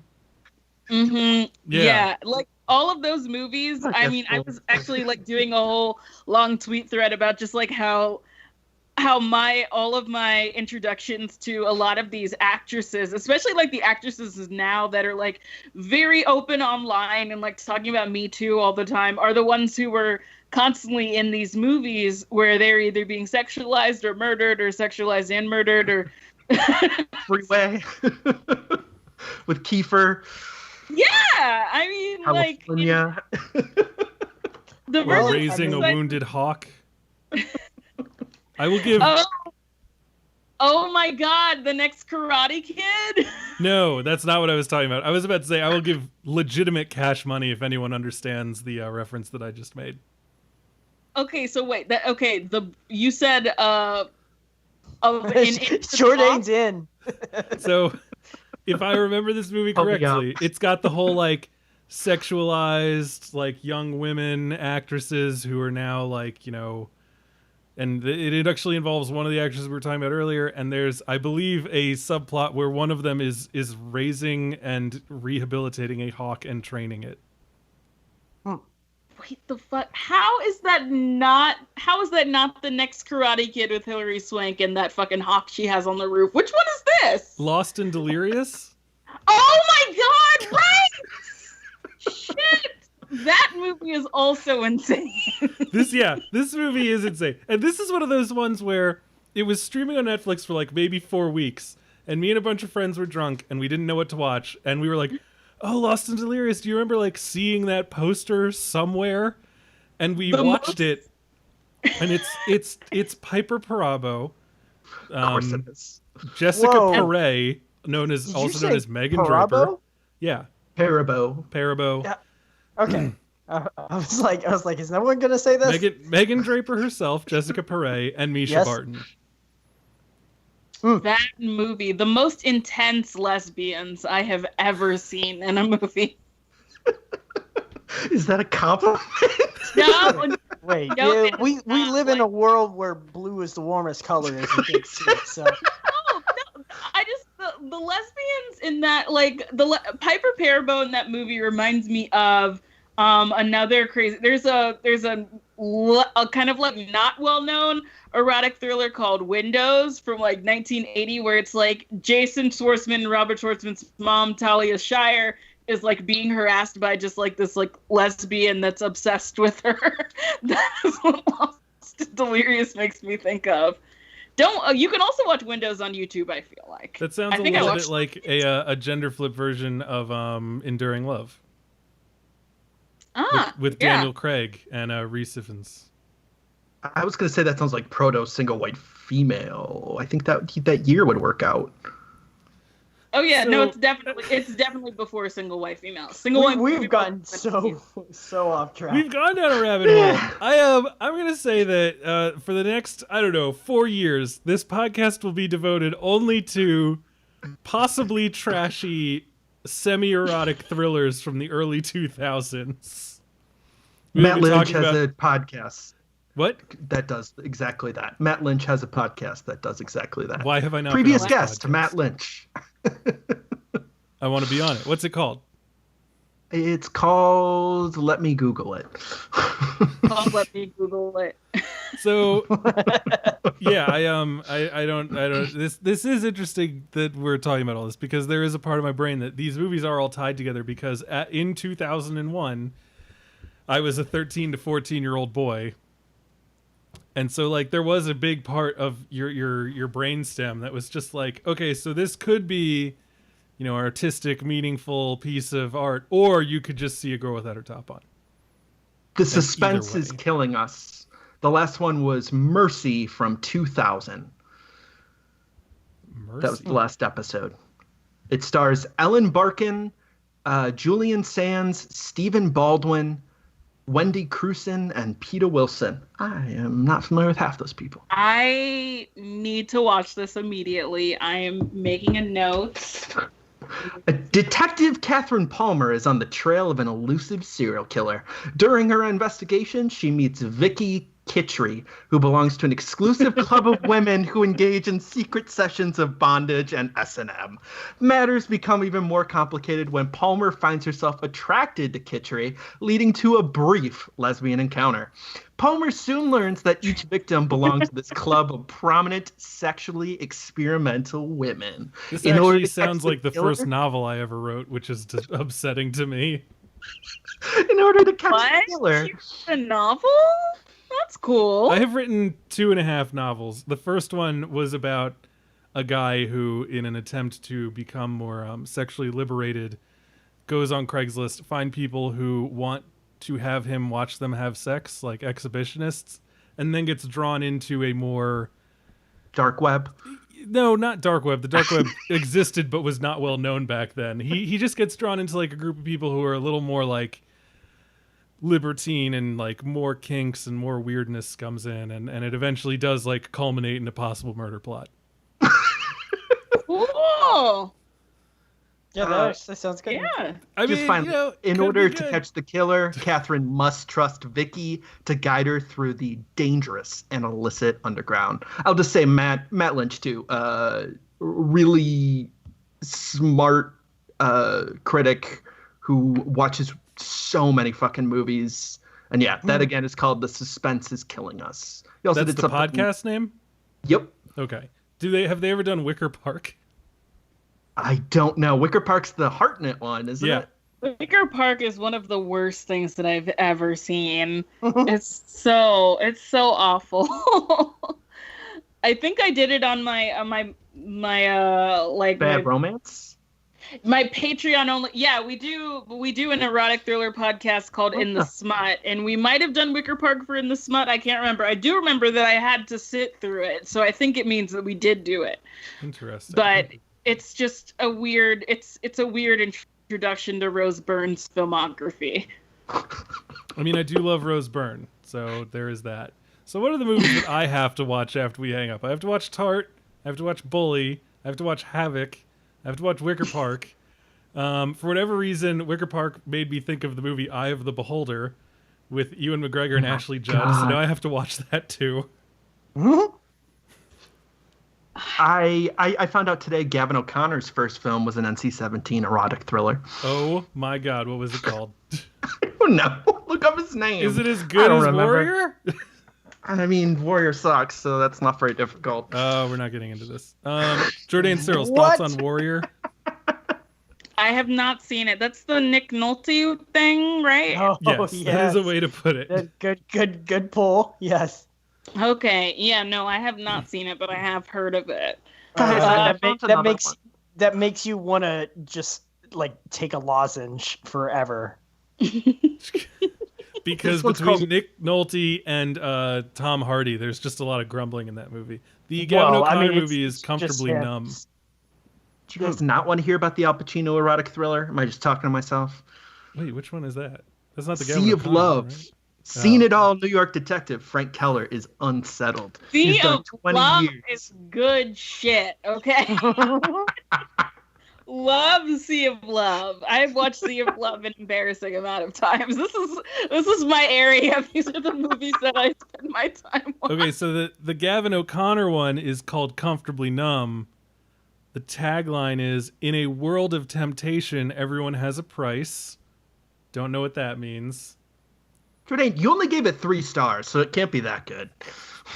William is a young man who is soon to be successful prosecutor, falls into a dark trap of sex and late night parties where he falls head over heels in love with Meadow, but this love affair causes him to throw away his hopes and dreams. Can Meadow help him escape before it's too late? No. I don't know. We'll have to watch and find out. Do we have anything else to say about the Virgin Suicides? I think we're good. I feel like I should have said more important things about the Virgin Suicides. You really defended it. I mean, as much as we talked about like the possibly nonsensical nature of the mother, I think we do defend it through the kind of point of view of the boys. And I think that the movie is very interesting in the way that it captures kind of this is actually something I wanted to say. This movie is a much more poetic version of that scene in Inside Out at the end when Riley hands a water bottle back to a boy and it just flashes into his brain. And it's all of his little emotions running around screaming as an alarm goes off that just says, girl, girl, girl. Yeah. Yeah, this movie gets that in a much more poetic way. Probably not as truthful as the girl alarm and the blank stare on the boy's face in Inside Out. But like, I remember being that age, you know, the 14, 13-ish, like even when this movie came out, and being that kind of boy who's like, I think I might be like fully fucking in love with this girl who I know literally nothing about, but I saw her yesterday and she has a new pair of tennis shoes on, and what does that mean about her? She flipped her hair. What does that mean about life? What does that mean about God? Like, well, I mean, at that age, like, there's so much of that. I mean, I remember going to like camp or like the water park and meeting a boy, and then him like calling me for a year after that, even though we like weren't ever gonna, like, I don't know, boys at that age are just kind of like, I see someone, I have a connection with them, I must hold on to this in some kind of way. So, I mean, I do think it's very true to boys, and as much as I hate Trip, I think that Trip is also very true to boys. I do wonder, I do think it's really interesting that when the rest of the girls die, because Cecilia kills herself at the party, which is something that I constantly wonder about. Like, I could write like a dissertation on why did Cecilia kill herself at the party? What about the party? I really don't know, but I think about it all the time. But like when the boys are coming to take them for a drive and then they kill themselves instead, I've always wondered about like what that was supposed to mean. Like, was it like just like the boys had this idea of themselves as these heroes, like we are going to liberate them, we're gonna like take them places, like this is gonna be great, and then like meeting it, and then it's just they don't even make it out of the house. Nope. I just have to point out that we are streaming live over YouTube, and I think we left a lot of the people listening kind of confused as to what was happening. We were doing. Someone said this is a virgin suicide podcast. It was a virgin something. Someone says, love when Jourdain goes off on Film Bros. Another person said, oh shit, she's laying it out. And then said, I'm crying. Fuck, what is going on? And then I was told, good thing I'm only reasonably closer to Detroit than Michael. And someone was very happy that that we referenced Windows. Oh, well, so glad that I could bring the Windows discourse to the forefront. That weird ass movie. Oh man. Okay, I think we need to wrap it up. I think this podcast is getting close to my 2-hour mark. So let's now, Bill, let's I get got the fuck good news outta for here. you. Tart, which again is in full on YouTube, is only an hour and 31 minutes long. Yeah, but I've already That's committed long. to 90 minutes of a movie and a short. So That's true. Now, I'm just My going to double spend another hour and a half playing the full audio of Tart to end this podcast. We're gonna get taken off YouTube. Probably. We're live streaming. They can't stop the signal. I think we might. I didn't even know we were live streaming. Kyle is also live streaming, but he was doing like a video game that was like based on Hamlet. So that's what he's doing in the other room. Okay, I need to know what that video game is. I can play it while I'm watching Tart.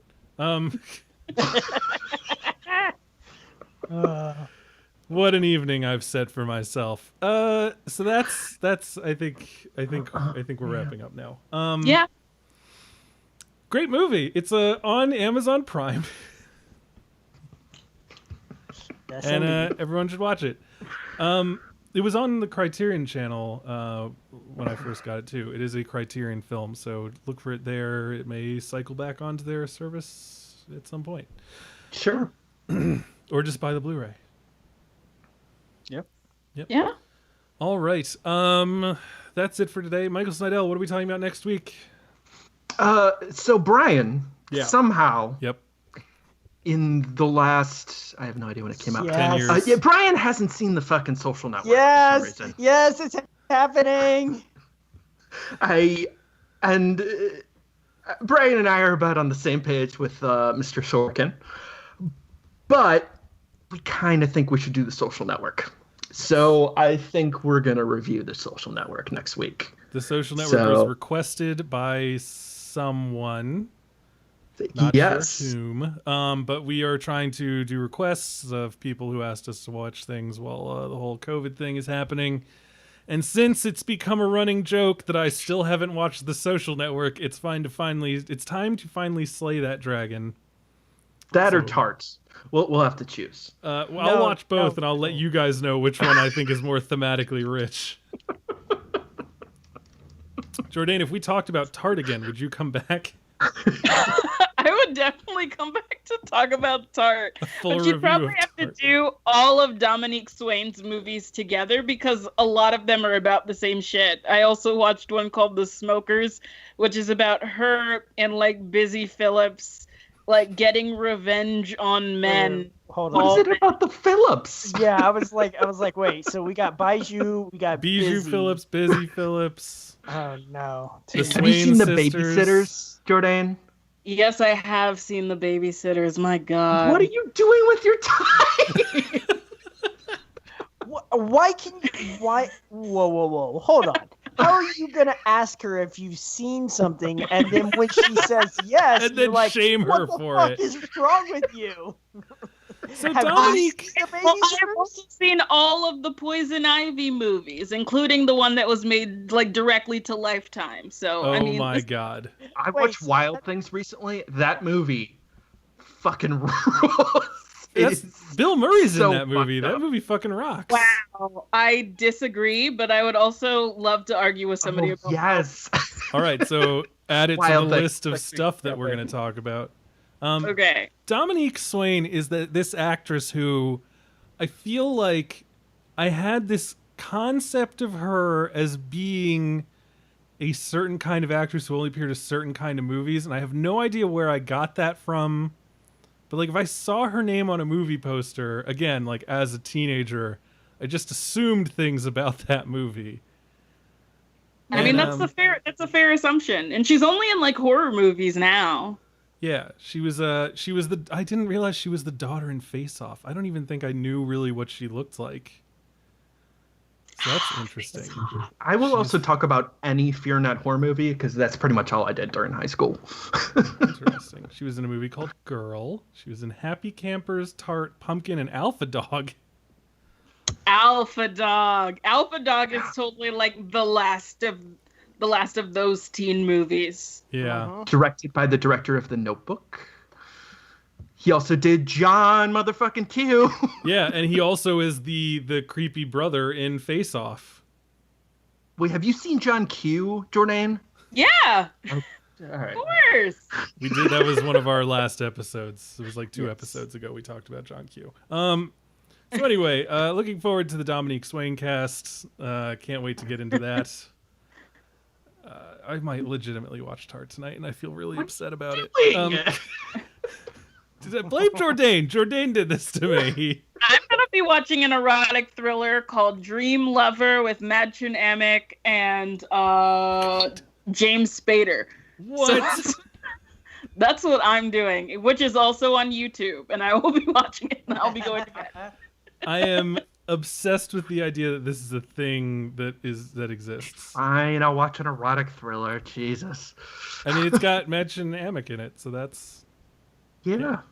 It's I'm beautiful. always down. Also, before I leave, I would hate to not point out that there is an erotic thriller with Alan Alda in it that from needs last year. The geriatric erotic thriller. It is Look, called Whispers everybody in needs the love. Dark, and I have to make everyone watch Whispers in the Dark. You're gonna be mad at me, but it's fine because you have to see it. Alan Alda in an erotic thriller. I'm sorry to once again bring this up, but have you watched The Third Wheel yet? No, oh my God! Yes, I need to. I was going to And- tell you to write it down, but I can see you writing it down right now. Oh so- yeah, no, I'm definitely writing it down. No, I will get to it. Yeah, Denise and if- Richards, Ben Affleck, Luke Wilson, Matt Damon. Beautiful. What a time. Yep, that was a 2002 movie. It falls within the weird 3-year period that we are just addicted to talking about right now. Yeah. All right. Can't even remember what we were talking. Oh, it's like we're doing The Social Network. Hooray! Fincher, Sorkin, Eisenberg. Look Yeah. forward to it. Army Hammer. No. Wait. Yeah, 2 Army Hammers. Army's. two I'm Army sorry. Hammers. It's Army's Hammer. Rooney Mara. It's Rooney's Brenda Mara. Song. Does Rooney Who's Mara eat a Garfield? pie? No. No. But she does. She is upset. Okay, well that's good. And then of course Andrew Garfield and Justin Timberlake. Mhm. What if you called it or just Facebook instead of the Facebook? Yeah, What drop if it- Did you yeah, even why know is that? it The Social Network? It should have been Social Network. It's cleaner. I like how you know that and you haven't seen this movie that's been out for, what, 10 years? You know Jesus. what's cool, Bill? $1 billion. What? I know all the lines. I just haven't ever seen it. And having just watched Zombieland seen it the yet. other day, I'm not super Uh-huh. excited to see Jesse Eisenberg again, but I Jesus. I prefer the Steve Jobs personally. I like that over the Social Network. I feel like I'm the only person who does. Do you but- mean Jobs or Steve Jobs? No, Steve Jobs. Job is one of the worst things I've ever seen. Oh, I Yes. saw Whoa. Jobs at a preview screening. That was something. Steve Jobs is, again, Aaron Sorkin, but it's directed by Danny Boyle. Oh, okay. I was flipping Pass. those two. I was like, wait. Are we really like in the Ashton Kutcher train right now? No. Okay. Jobs, that is Ashton Kutcher's worst performance. It's one of the worst things I've ever seen. It's like if A Beautiful Mind was worse. Interesting. Or Yeah. maybe it's the best. Okay. Just an opposite viewpoint. Whatever. So yeah, Steve Jobs is fun. I guess it's fine. It's, again, I have an issue. I'm actually really excited we're going to be able to talk about an Aaron Sorkin movie, because maybe I can just go on a 40-minute rant about why I hate Aaron Sorkin. Oh boy. Oh, please do. I'll listen to that. All right, great. Mhm. We'll be streaming live on YouTube, so people can be on to cheer me on as we do this. Except for in Detroit. Nick Russo says, "Do a Serenity rewatch, you cowards." No. I mean, that is an erotic thriller. Oh God. Serenity now. I was also told that is some pump up the volume logic there, Brian. Don't remember what I said, but I don't know that I agree. Or that I invite that. Anyway, we're done. Let's remember to go Are to we? Patreon for now, sort of. How many more tangents can we go on in the time it takes me to just wrap up this episode? No. And wrap up the episode. I'm I want to trying. go watch an erotic thriller. Tart, baby. I need to see Bijou Phillips get murdered by Brad Renfro. What was I gonna say? Mubi. We're brought to you by I have Mubi. no Go to idea.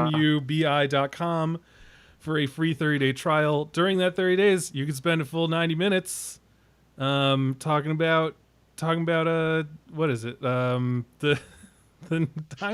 broken my fucking brain. Again, Carnival of Souls and The Fall. Two fantastic looking movies you could watch in the space of an hour and a half.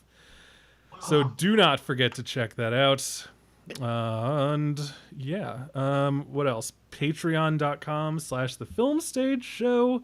You can give us a little bit of money and help us to produce these episodes. Again, Michael Snydell is presently out of a job. He apparently made too much to get unemployment, which sounds insane. Again, not sure how that works.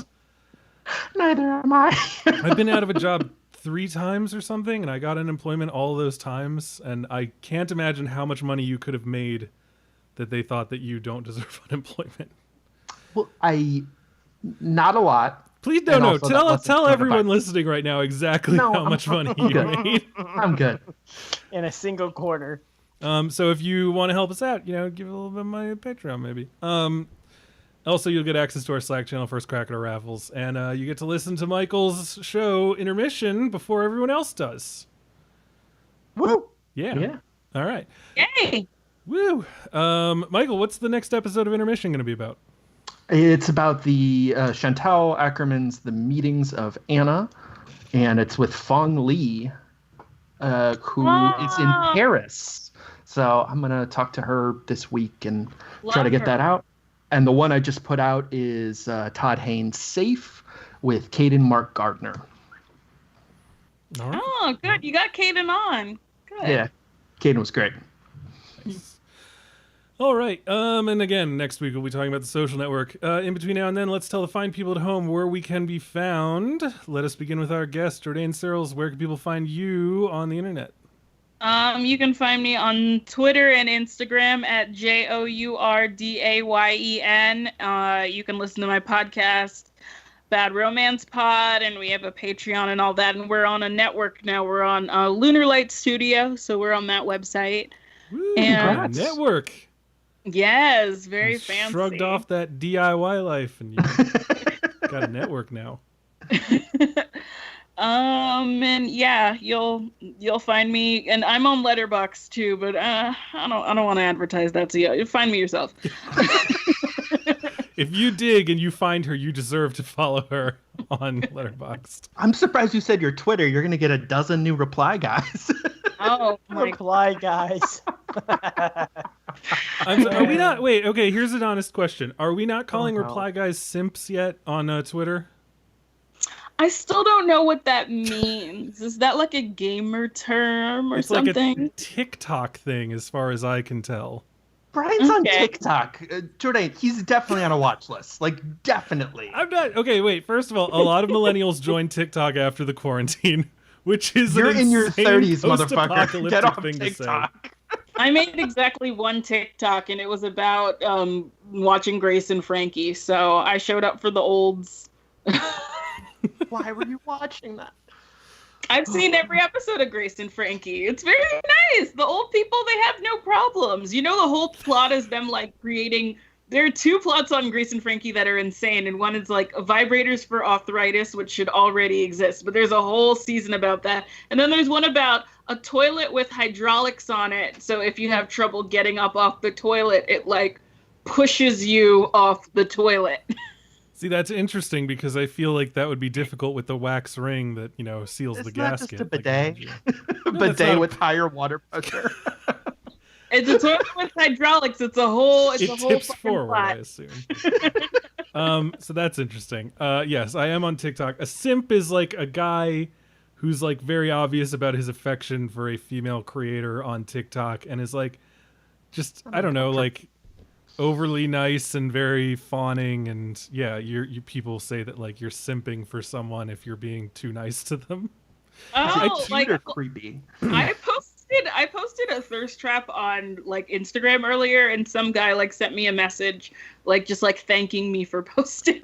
Yeah, that guy is a total simp. Now here's the thing, is that it can be like creepy reply guy type of stuff, but that's like not so creepy that it's threatening, because usually the idea is that like it's a kind of chaste, shy admiration, but like it's already getting to the point where I think that it might be a toxic way of shaming men for having feelings for people. Aww, They're pretty gay, Brian. Just saying. Well, that's I the mean- thing. I literally saw a TikTok today that was like a woman who was like, I love guys who shout at guys for being simps when it's really just like a guy liking a girl. Like, you all are going to toxic masculinity bullying each other into being gay. I don't know. That sounds good. Sounds good to me. Oh, man. So anyway, see, we had another tangent. We did it, guys. We did it. we really did it. Anyway, so that's where all of Jordan's simps can go and find her. Let's go to Bill Graham. Are you still with us, or have you given up yet? I'm here. Okay, I'm great. here. Where can people I find was- you? I was watching the short film. Sorry. Were you actually? No. I would have loved it if during our simp tangent you'd just been like, hey guys, watch Jonathan Glazer's new film while you were doing that bullshit. It's really good. Yeah, no, you can find me on Twitter at CableBFG. I am not a reply guy. I am a barely even tweet guy. So, Bill will leave you on red, baby. That's how he does. yes, indeed. You can also find me mixing it up on the Slack channel as always. But yeah, that's pretty much it. I was also on. It's not coming out this week, but I was on the most recent B-side that they recorded for the lovely Saoirse Ronan, and so I had to endure The Host, which is the Stephanie Meyer real non-Twilight. Yes, I own that movie now because it was just cheaper to buy it than it was to rent it, and so now I wish I knew how to delete a movie off of my collection. If that was possible, please do reply to me if that is a thing that I could do. Can I delete a purchased movie off my digital collection? The I hope economics it was of like streaming. $20. The economics of streaming is insane. Yeah, it costs like $2.50 to buy it. So Okay, interesting. Michael Snydell, where can people find you to simp for you on the internet? Let me plug and go home. Oh, what are you, a Trip Fontaine? Jesus. Not where I thought you were going. I feel so and terrible anyway- about making that joke. I'm on Twitter at Snydell. I'm on Letterboxd. Do words sometimes. Wrote about Driveways. Driveways is really good. The Intermission podcasts. Go listen. It's available. I almost said where podcasts are sold. It's available. The first episode is available on Film Stage, and the second episode will be available to the public later this week. But go ahead and throw me money if you'd like, and you can listen to it now. As for me, I can be found on my personal site, brianjrowan.com. Find me on Twitter, Brian J. Rowan. Everywhere, Instagram, at Brian J. Rowan. I'm not going to tell you all what my TikTok is. So there, you're never going to find me. Wouldn't it be funny if it was still just at Brian J. Rowan? No. It's simp, Taurus simp. Yes, Taurus simp dot whatever. I don't know. Yeah, no. What else? That's it. You can find all these episodes at thefilmstage.com, and of course, you can find our ratings there as well. And if you have extra money that you're not throwing at Michael, feel free to throw some towards the GoFundMe for my distillery to make hand sanitizer. Just go to GoFundMe.com and search for Schmidt Spirits, or go to SchmidtSpirits.com, and there's a link on the page. So, ladies and gentlemen, thank you so much for joining us, and tune in next week.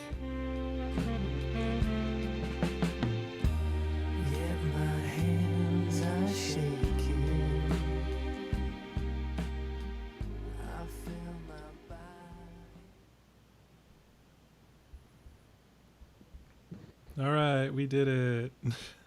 We're deleting this podcast.